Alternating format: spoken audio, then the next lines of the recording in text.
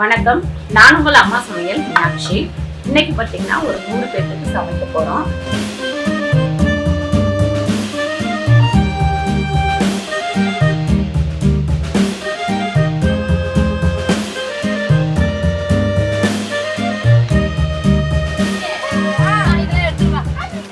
பொண்ணு வந்து ஸ்ரீரேகா வந்து அவங்க அப்பா அம்மாக்காக இந்த மாதிரி வெளியில வந்து சமைச்சு கொடுங்கம்மா அப்படின்னாங்க.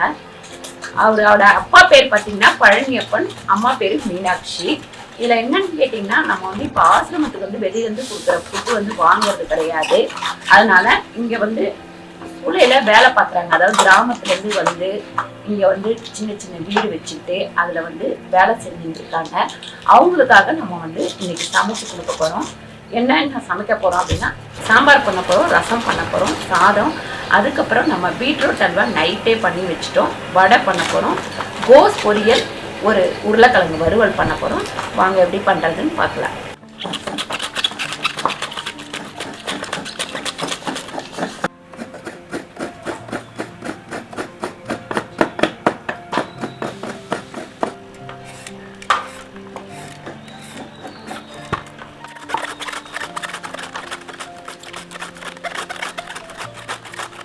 காய்கறி கழிவு வேஸ்ட்டெல்லாம் வந்து இந்த மாதிரி சின்ன சின்னதாக கட் பண்ணிவிட்டு நம்ம செடிக்கு போட்டு விட்டுருவோம். பார்த்திங்கன்னா பருப்பு ஒரு 1.5 கிலோ பருப்பு வேக வச்சு எடுத்துக்கிட்டு இதுலேயே உருளைக்கிழங்கும் போட்டு வேக வச்சுக்கலாம். கழுவிட்டு வேக வைக்கலாம். ஏற்கனவே கழுவியாச்சு, இருந்தாலும் கட் பண்ணதுக்கப்புறமும் ஒரு கழுவிக்கலாம். பாருங்க, காய்கறி எல்லாமே கட் பண்ணி ரெடி பண்ணிட்டேன். எப்பவுமே நம்ம அடுப்பத்தை வைக்கும்போது ஸ்வீட் தான் பண்ணணும். நான் முன்னாலே வந்து பீட்ரூட் அல்வா பண்ணி வச்சிட்டேன். அதனால் இப்போ ரசம் தாளிச்சிக்கலாம். இந்த கரண்டியில் 3/4 கரண்டி எண்ணெய் ஊற்றிருக்கேன். வெந்தயம் ஒரு 2 ஸ்பூன் அளவுக்கு வெந்தயம் போட்டுக்கலாம். கடுகு வந்து ஒரு 3 ஸ்பூன் அளவுக்கு கடுகு போட்டுக்கலாம். உளுந்து ஒரு 3 ஸ்பூன், காஞ்ச மிளகா 15லேருந்து ஒரு 20 காஞ்ச மிளகா போட்டுக்கலாம். கொஞ்சமாக பெருங்காயம் சேர்த்துக்கலாம். 2 ஸ்பூன் அளவுக்காவது பெருங்காயம் சேருங்க.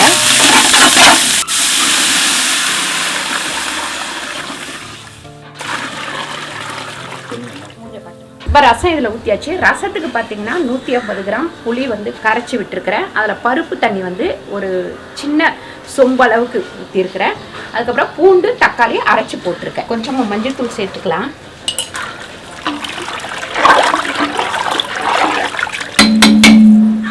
பாருங்க, ரசப்பொடி வந்து ஒரு 100 கிராம் போட்டுக்கலாம். அதுக்கப்புறம் கொத்தமல்லி இதில் போட்டு வச்சுக்கலாம். ரசம் வந்து இந்த மாதிரி கொதிக்கும் போது இப்போ இதை எடுத்து ஊற்றி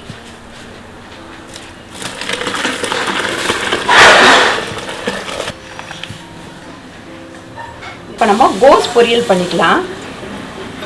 ஒரு 2 கரண்டி அளவு. இதில் வந்து ஒரு கரண்டி வந்து உங்களுக்கு 100லேருந்து 125 கிராம் வரும். அப்போ 1/4 கிலோ ஊற்றிருக்கேன். கடுகு ஒரு 5 ஸ்பூன் கிட்ட போட்டுக்கலாம். உளுந்து ஒரு 50 கிராம் உளுந்து. பச்சை மிளகா வந்து ஒரு 15 கிட்டத்தட்ட நான் கட் பண்ணி வச்சுருக்கேன், அதை போட்டுருக்கேன். கருவேப்பிலையும் இதில் சேர்த்துக்கலாம். ஒரு 1/4 கிலோ அளவுக்கு வெங்காயம் சேர்த்துக்கலாம். 5 கிலோ கோஸு, 1/2 கிலோ கேரட், ஒரு கலர்ஃபுல்லாக இருக்குன்றதுக்காக கேரட் போட்டிருக்கேன். உங்களுக்கு கேரட் பிடிக்கல அப்படின்னா நீங்கள் கேரட் போட வேணாம். பாருங்க, ஒரு 1/2 கப் அளவு தண்ணி ஊற்றிக்கலாம். பாருங்க, ஒரு 4 ஸ்பூன் கிட்ட உப்பு சேர்த்துக்கலாம். இதுக்கு வந்து சால்ட்டு சேர்த்தா தான் கரையும், அதனால சால்ட்டு சேர்த்துக்கலாம். கொஞ்சம் வச்சுக்கலாம். 2-3 நிமிஷம் கழித்து எடுத்து நம்ம கலரி விடுவோம். கோஸும் கேரட்டும் நல்லா வெந்துடுச்சு. இப்போ நம்ம தேங்காய் திருவி வச்சுருக்கிற தேங்காய் சேர்த்துக்கலாம். 1.5 முடி தேங்காய் இதில் சேர்த்துருக்கேன்.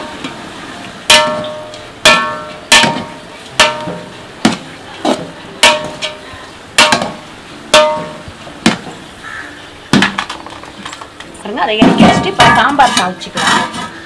சாம்பாருக்கு வந்து ஒரு 2 கரண்டி, அதாவது ஒரு 200 கிராம் எண்ணெய். 2 ஸ்பூன் அளவுக்கு வெந்தயம், கடுகு ஒரு 4 ஸ்பூன் கடுகு, உளுந்து ஒரு 3 ஸ்பூன், சீரகம் ஒரு 2 ஸ்பூன், கருவேப்பிலை ஒரு 1 கிலோ அளவுக்கு, வெங்காயம் ஒரு 1 கிலோ வெங்காயம். சாம்பாருக்கு தேவையான அளவு உப்பு போட்டுடலாம். 100 கிராம் உப்பு கணக்கு பிரகாரம். கையில் போட்டிங்கன்னா இந்த கையில் ஒரு கை அளவு உப்பு போட்டுக்கலாம். அதாவது 100 பேருக்கு சமைக்கலாம். 1 கிலோ அளவுக்கு தக்காளி சேர்த்துக்கலாம். சவுச்சவ் வந்து 4 கிலோ சவுச்சவ். சாம்பார் பொடி வந்து ஒரு 100 கிராம். அதுக்கப்புறம் குழம்பு மிளகாத்தூள் ஒரு 100 கிராம். தண்ணி ஊற்றி நல்லா கிண்டி மூடி வைப்போம். காய்கறி நல்லா வேகட்டும். மஞ்சத்தூள் ஒரு 2 ஸ்பூன் சேர்த்துக்கலாம். சாம்பார் கொதிக்கிற வேலைக்கு நம்ம வந்து 1/4 கிலோ பட்டாணி பருப்பு, ஒரு 100 கிராம் அளவுக்கு உளுந்து போட்டு ஊற வச்சிருக்கேன்.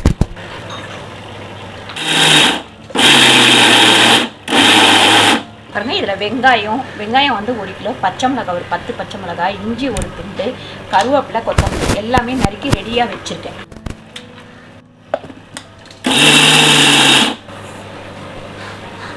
உப்பு பாருங்கள், ஒரு 4 ஸ்பூன் உப்பு.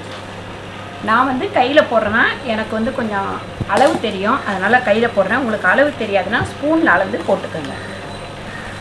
இந்த மாதிரி உருட்டி வச்சுக்கோங்க. நம்ம தட்டி போடும்போது கடகடன்னு தட்டி போட்டுக்கலாம். காய் வந்து நல்லா வெந்துருச்சு. இப்போ புளி தண்ணி ஊற்றிக்கலாம். அதில் ஒரு 150 கிராம் புளியை கரைச்சி வச்சுருக்கேன். அதில் ஊற்றிக்கலாம். புளி தண்ணி ஊற்றி ஒரு கொதிக்கட்டும். இந்த மாதிரி கொதிக்கும் போது இந்த பருப்பு தண்ணி ஊற்றிடலாம். இப்போ இதை மூடி வச்சலாம். நல்லா ஒரு கொதிக்கட்டும். பாருங்க, வடை வந்து இங்கே தட்டி போட்டுடலாம்.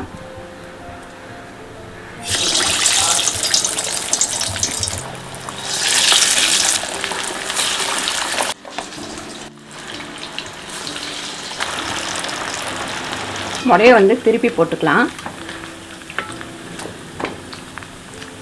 சாம்பார் வந்து நல்லா கொதிச்சிச்சு. இப்போ இதை இறக்கிக்கலாம்.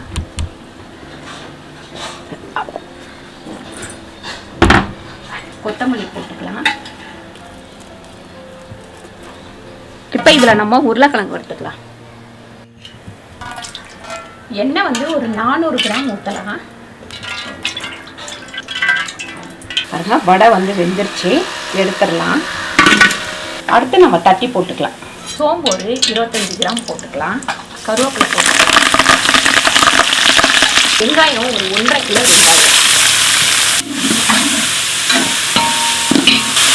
மஞ்சத்தூள் வந்து ஒரு 2 ஸ்பூன் கிட்ட போட்டுக்கலாம். ஒரு 3லேருந்து 3.5 ஸ்பூன் உப்பு போட்டுக்கோங்க. தக்காளி 1 கிலோ தக்காளி போட்டுக்கலாம். இஞ்சி பூண்டு பேஸ்ட்டு 100 கிராம்.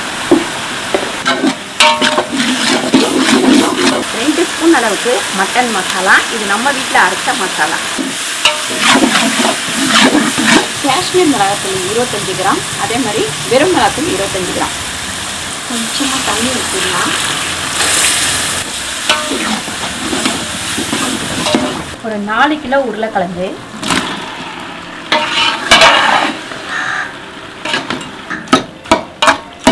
உருளைக்கிழங்கு ரெடி ஆயிடுச்சு.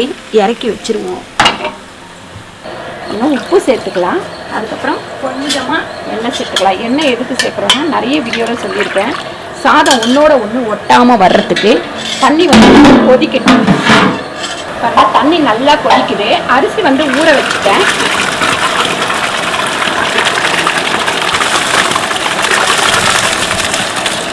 இது வந்து 10 கிலோ அரிசி போட்டிருக்கேன். நான் 10 கிலோ அரிசி போட்டால் நம்ம வந்து நார்மலாக 12 கிலோ அரிசி போடணும் 100 பேர்த்துக்கு. நான் வந்து 10 கிலோ போட்டிருக்கேன். ஏன்னு கேட்டிங்கன்னா, சின்ன குழந்தைங்களும் அங்கே நிறைய இருக்கிறாங்க. அதனால் 10 கிலோ அரிசி போட்டிருக்கேன். மூடி வச்சுக்கலாம். நல்லா கொதிக்கும். சாதம் வந்து ரெடி ஆயிடுச்சு. 3/4 வேக்காட்டில் நம்ம அடுப்பை ஆஃப் பண்ணிவிடுவோம். அப்போ தான் எடுத்து ஊற்றும் போது அது நல்லா நமக்கு வெந்துடும். ஒரு சாதம், ஒரு சாம்பார், அதுக்கப்புறம் ரசம், அதுக்கப்புறம் கோஸும் கேரட்டும் பொரியல், உருளைக்கிழங்கு வறுவல், வடை, பீட்ரூட் அல்வா எல்லாம் முடிச்சாச்சு. இப்போ எடுத்துகிட்டு நம்ம கிளம்புவோம்.